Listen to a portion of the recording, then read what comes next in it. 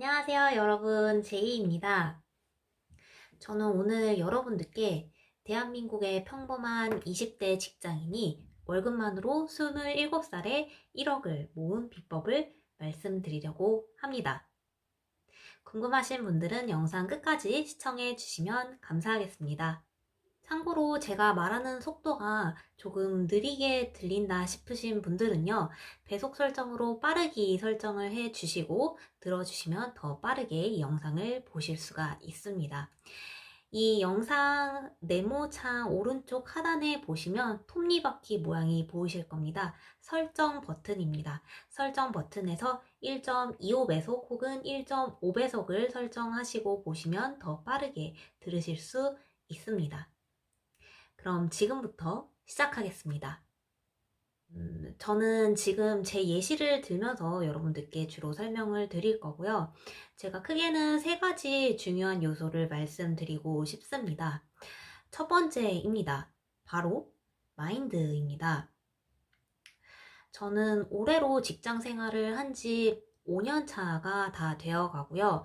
5년 동안 뭐 일을 쭉 해왔던 거는 아니지만 어쨌든 공백기까지 포함해서 5년 차가 되어 가고 있습니다. 처음에 이제 막 대학을 졸업하고 취직을 하는 친구들이 많을 당시에는 이제 누가 어디에 취직을 했냐, 그리고 누가 얼마를 받냐, 이런 게 많이 중요하죠. 대기업 직군에 다니는 친구들도 있고, 혹은 중소기업, 혹은 이제 프리랜서 업무를 하는 친구들까지 나뉘어져 있습니다.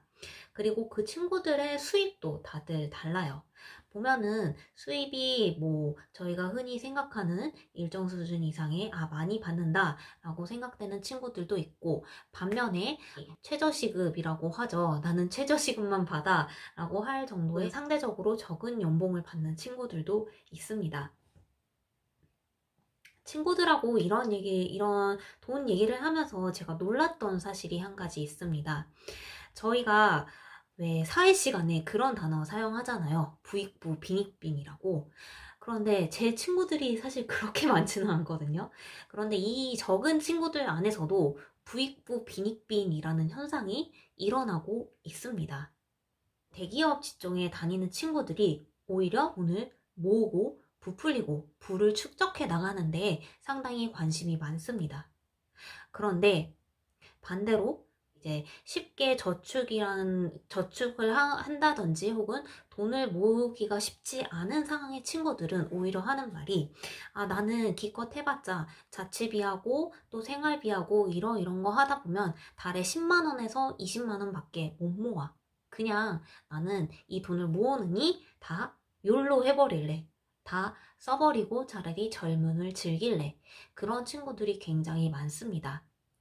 이게 처음에 취직할 당시까지만 해도 그렇게 큰 차이를 보이지는 않았어요. 저도 취직했을 당시 한 1년 정도는 거의 돈을 그래도 좀 사고 싶은 것도 사고 해보고 싶은 것도 해보자 라는 주의로 썼던 것 같거든요.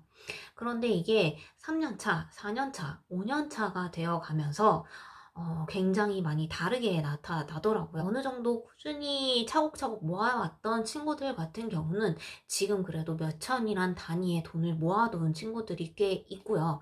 반대로 나는 그냥 안 모을래 라고 했던 친구들은 아직까지 제자리인 경우가 있습니다.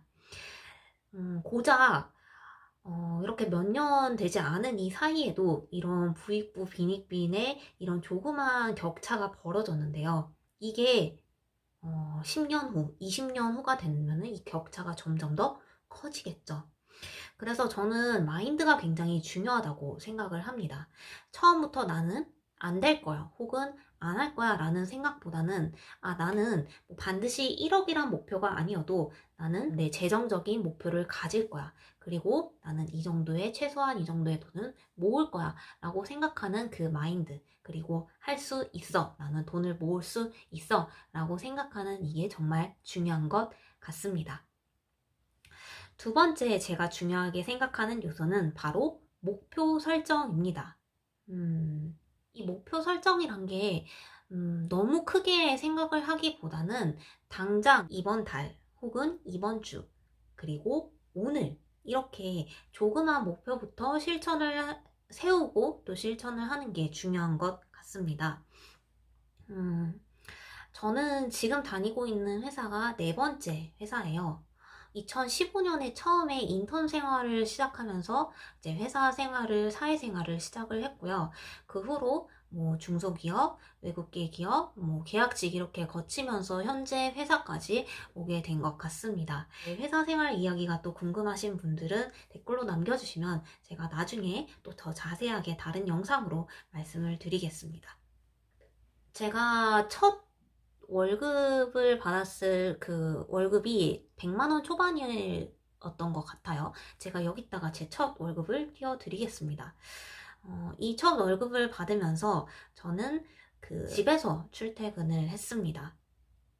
집에서 출퇴근을 하다 보니까 식비, 교통비 이외에 사실 그렇게 따로 많이 돈을 쓸 일은 없었어요. 그래서 제 생활비를 제외하고도 월 최소 50만 원은 저축을 하자라는 목표를 가지고 저축을 시작했습니다. 처음에 저는 인턴 계약 기간을 4개월로 시작을 했고 1개월 더 연장을 해서 5개월의 인턴 생활을 했고요. 그렇다면 총 250만 원의 돈을 모았겠죠. 대학생이었던 입장에서 250만 원을 모으는 거는 굉장히 큰 성과였어요. 그렇게 한번 작은 목표를 세우고 또 이걸 성공을 하니까 굉장히 재미있더라고요. 그 후로 약간의 공백 기간을 가지고 드디어 정규직으로 취직을 했습니다. 정규직 처음에 제가 계약했던 당시에 연봉은 3천만 원 초반대였습니다. 이것도 정확한 금액은 여기다가 띄워드릴게요. 예, 이 3천만 원의 연봉을 받으면서도 저는 인턴 때의 좋은 기억을 되살려서 당시 실수령액이 200만 원 초반이었던 것 같아요. 200만 원 중에서 교통비, 마찬가지로 생활비 등등 제외를 하고 월 최소 100만 원 초반은 적금을 하자라고 목표를 세웠습니다.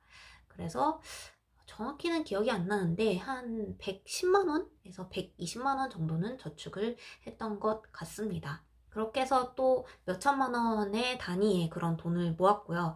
그 후로 계속해서 이제 직장도 옮기고 조금 더 연봉이 늘어나면서 이제 저축액도 조금씩 커졌던 것 같습니다. 그리고 제가 5천에서 6천만 원 정도를 모았을 당시부터는 1억을 모아야겠다라고 그때부터는 생각을 했습니다. 한번 그렇게 돈이란 게 쌓이기 시작하고 이 목표를 세우고 달성하는 것 자체가 습관화가 되면서 1억을 모으기까지는 어렵게 느껴지지는 않았어요. 예. 그래서 두 번째 요소로 저는 일단 목표를 실천 가능할 수 있는 뭐 몇 달 안의 목표 혹은 몇 주 안의 목표부터 세우면서 이렇게 실천을 하는 것이 중요하다고 생각을 합니다. 마지막 비법 세 번째는 바로 제 자신에게 적용되는 돈의 효용성을 명확히 파악했기 때문이라고 생각을 합니다. 조금 어렵게 느껴지실 수도 있는데요. 사실은 굉장히 간단한 이야기입니다. 제가 두 번째 비법으로 작은 목표를 설정해야 된다라고 말씀을 드렸죠. 이 목표 금액을 설정을 했으면 제가 그 목표를 달성하기 위해서 한 달에 쓸 수 있는 돈의 범위는 매우 한정되어 있을 겁니다. 예를 들어 볼게요. 제가 150만 원의 월급을 매달마다 받는다고 가정을 해볼게요. 그 중에서 저는 매달 50만 원을 저축을 하기로 결심을 했습니다. 그리고 나머지 100만 원 중에서 50만 원은 반드시 생활을 하는데 들어가야 될 돈입니다. 교통비, 식비 등등 해서요. 나머지 50만 원이 제가 순수하게 정말 하고 싶은 데다가 돈을 쓸 수 있는 비용입니다. 이 돈으로 저는 친구들하고 나가서 외식을 할 수도 있고 쇼핑도 할 수가 있고 뭐 책도 살 수가 있고 그렇게 기타 등등 제가 하고 싶은 것을 할 수가 있는 거겠죠.